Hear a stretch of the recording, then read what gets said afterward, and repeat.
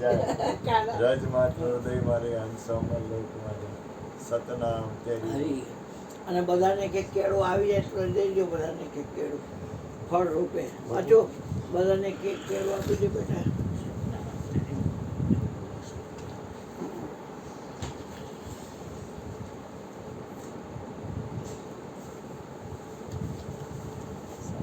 કોઈ પણ પ્રકારની અંધશ્રદ્ધામાં માનંદીમાં રાખવું હોય તો ન આવતા હોય. એટલે ટૂંકમાં આમાં અંધશ્રદ્ધામાં નહીં કે દોરા બાંધે એટલે કાંઈ કલ્યાણ થાય એવું નહીં કરવાનું. અમે એવું કાંઈ નહીં. જાણતા નથી. તમે આત્મા છો એટલે ભ્રમણામાં કોઈને નાખવાનું નહીં. આ તો અધ્યાત્મની વાત છે ને. મૂળમાં કહી એટલે શું દેવું થાય કે પડે. તમે તમારું ખુદના આત્માના કલ્યાણમાં તમારું તમે આવો. પોતાનું ભજન શીખવું હોય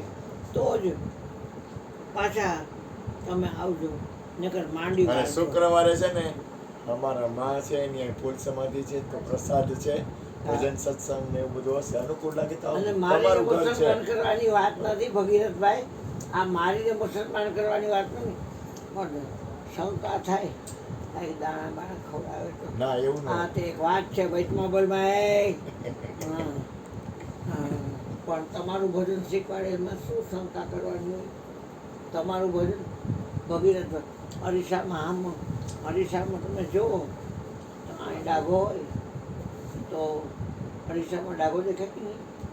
દેખાય કે નહીં અહીં આમાં આમાં કરો એટલે ડાઘો જાય અહીંથી કાઢી નાખો તો નીકળી જાય કે નહીં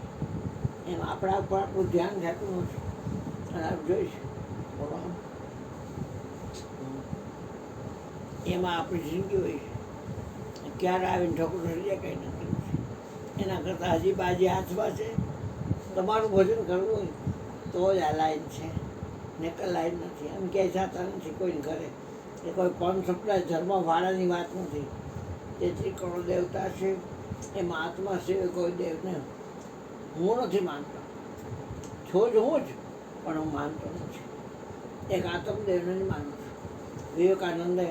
રામકૃષ્ણ પરમહંસને પૂછ્યું કે તમે ઈશ્વરને ઓળખો કે હા ઓળખું છું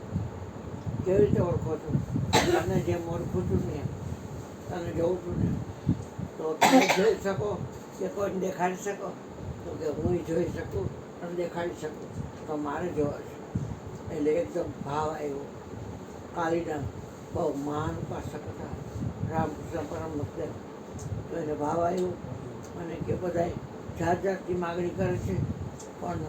તે પહેલાં વહેલો નીકળ્યો તે ઈશ્વરની માગણી કરી પછી એને જ્ઞાન થયું વિવેકાનંદ ઊભા જ નથી શારદામાં વિવેકાનંદ અને રામકૃષ્ણ પરમહંસ પોતે બોલો સદગુરુ મહારાજ